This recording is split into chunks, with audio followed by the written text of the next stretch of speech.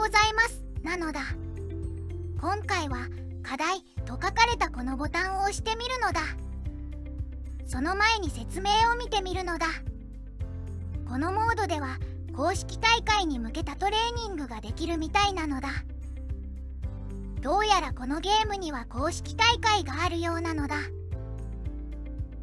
トレーニング556、557、555の3つが出てきたのだ。表示されてる内容がそれぞれ微妙に違うのだ。完了したらしい555を押すとランキングが出てきたのだ。このバーチャルレガッタ、意外にもプレイヤーが世界中にそこそこいるようなのだ。レースの情報も確認できるのだ。ごちゃごちゃ書いてあるけど後で理解すればいいやなのだ。556を開く前に557も確認してみるのだ。きっとこれは約18時間後に始まるレースなのだ。寄り道はこのくらいにして開催中っぽい556に行くのだ。さっきの2つと違って4つページがあるのだ。レース情報、ランキング、ほぼ空白のページ、レースの実施状況っぽいページ。僕はまずこのランキングがどうやって計算されているのか知りたいのだ。ふむふむ、ランキングは5回の連続したレガッタで得たポイントの平均を計算することで得られる。同点のプレイヤーがいる場合はその平均点を得るまでに参加したレガッタの数が少ない方の順位が上。レガッタ数が同じ場合はその平均点を得たタイミングが遅い方の順位が上。このチャレンジには最低5レガッタが必要で、5レガッタに満たない時の残りのレースは0点として計算する。5レガッタから先のレガッタ成績は直近の連続する5レガッタの平均がそれまでの最高平均を上回った場合のみ計算対象となる。難解な日本語説明を僕なりに解釈してみたけど、おおむねそういうことだと思うのだ。このルールを理解するためにランキングを観察してみよう。1位の人は100点でレース数は5だから5レースすべて100点ってことなのだ。8位の人は80点でレース数は6だから2レース目から6レース目までの得点の平均が80点なのだ。こうして見ていくと最初の5レースの成績でランキングに載っている人が多いのだ。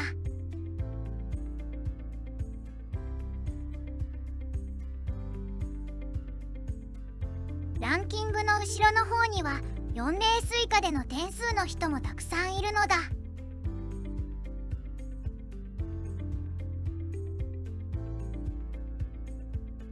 チェックマークだ。もしかしてヨット界隈では有名な人なのか。レースに挑戦する前に一番右のタブも見ておくのだ。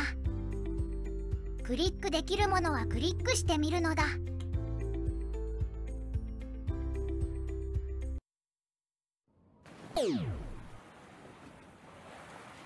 船がたくさん集まっているのだ。右下にボタンが表示されてないし、どの船も他の誰かの手で動かされているみたいだから、これは観戦モードのようなのだ。この赤い線がスタートラインだと思うけど、みんなその風下側でうろうろしているのだ。そうか、左上のタイマーが0になったら多分スタートなのだ。残り時間が少なくなってきて、スタートラインの近くまでみんな寄ってきたのだ。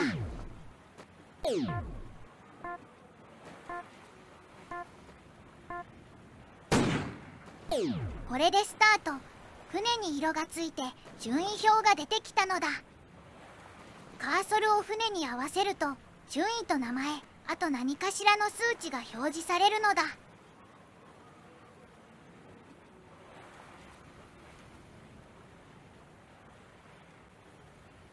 船をクリックしたらその船が中心に見える視点になったのだ。同じ線から同じタイミングでスタートしたはずなのに、ある程度の差がもうできているのだ。一番向こう側にいる船からの景色も見てみるのだ。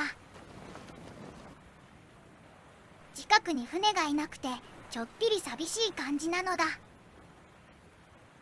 この黒い船はゴイのようだけど、どうやって遠くにいる船と比べているのだ。スターボード艇が近づいてくるぞ。この船はポートだから避けなきゃいけないのだ。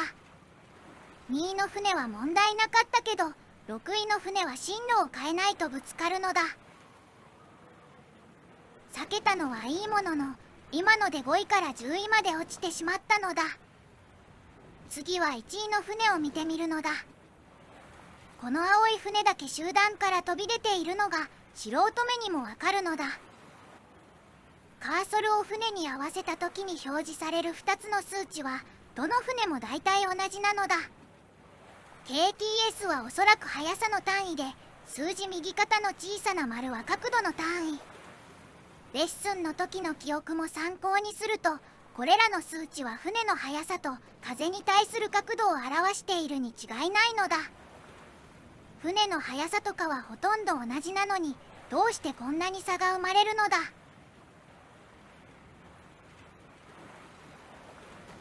ところで、この白い点線は何なのだ。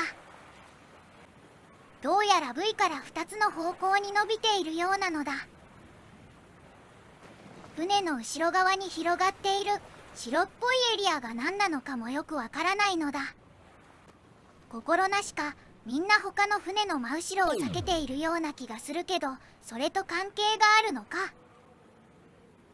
透けている船がいるのだ。順位表にはびっくりマークがついていて、スピードが遅くなっているのだ。スタート前後にも何回か見た気がするけど、きっとこれがペナルティーなのだ。V の周りに船がたくさん集まってきてハラハラしてきたのだ。避ける素振りを見せずに突っ込んでいる船がいるのだ。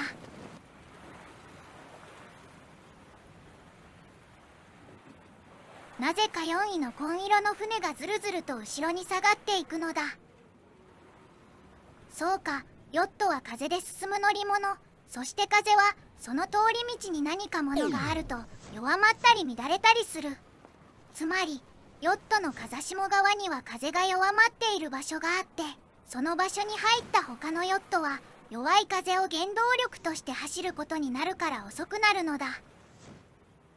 風がヨットに当たって弱まっている場所こそが、それぞれのヨットの近くに広がっている白みがかった場所なんじゃないのかな。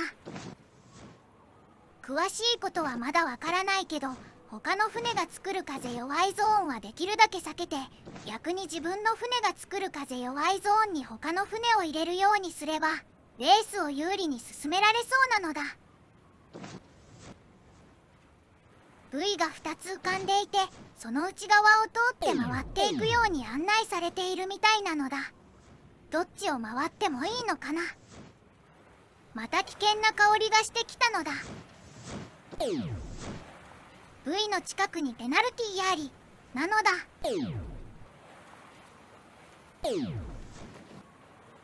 赤い船がタックしたのだ。前にいた紺色の船の真後ろを避けるためなのかな。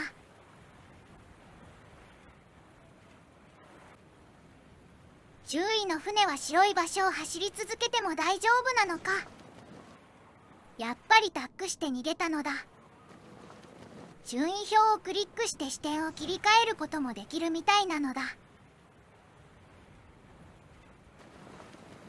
それにしても1位だけあんな前にいるのは不思議なのだ。さっきまで3位だったピンクの船がいつの間にか2位になっているのだ。1周目と同じで右側に向かう船が多いのだ。どっちに向かってもいいはずなのに、こうも偏るのはなぜなのだ。船が多いとそれだけ風が乱れている場所も多くて走りにくくなる気がするのだ。そういえばこのゲーム、真上から見るモードもあるのだ。もう一つ違うモードもあるのか。モードを切り替える方法は左上の丸い枠内をクリックするか、確か C キーでもできるのだ。どのカメラモードでも拡大縮小はできるようなのだ。このモードだと陸の景色がよく見えるのだ。よく見るとこの白い点線は少しずつ動いているのだ。点線がどうして動くのかはわからないけど、プレイヤーたちがこの点線を何かの指標にしている雰囲気があるのだ。これが V の視点か。そうだ、今のうちに右上のボタンを押してみよう。音の設定とかができるみたいなのだ。4つ目のスイッチをオンにしてみるのだ。どこが変わったのだ。おや、白くて太めの線が現れたのだ。100とか200とか書かれてるのだ。いよいよ大半の船が V を回り終わるのだ。どうして風上では V を2つ順番に回ることになっているのだ。みんながだいたい一直線に並んで走るのは退屈な気がしちゃうのだ。風下に向かい始めるタイミングでスピネーカーがちょうど上がると速そうなのだ。V にぶつかってもペナルティーになるようなのだ。ゴールが見えてきたのだ。スタート直後や1周目に比べて船がだいぶまばらになったのだ。設定を戻して押してなかったボタンを押してみよう。重要な情報は特にないのだ。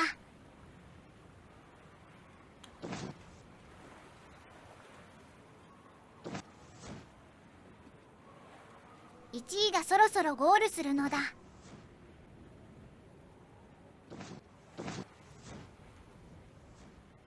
右上に新たなボタンが出てきて、順位表にはゴールタイムが表示されているのだ。2位も余裕を持ってゴール。3位集団は盛り上がっているのだ。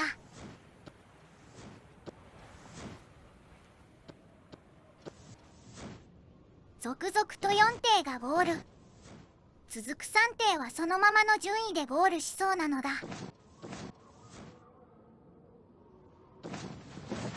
ゴールした船は少ししたら消えるみたいなのだ。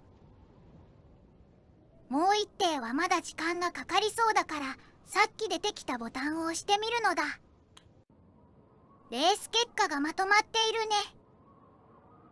ゴールタイムの右側の数字は順位に対して与えられるポイントで、これがレース前に見たランキングに関わってくると思うのだ。DS 級の意味は知らないけど、ポイントをもらえない人もいるらしいのだ。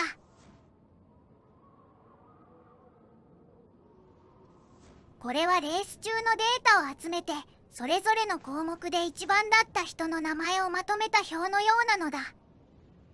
最多ジャイビング数のジャイビングって何なのだ。これは各プレイヤーの順位の変化が一目でわかるグラフなのだ。徐々に上がっていく人もいれば、その逆の人もいるのだ。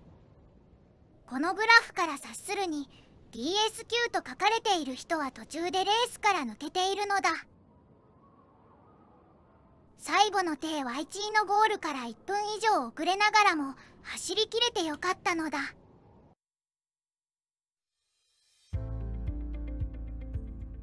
初観戦が終わったから次は初レースをするしかないのだ。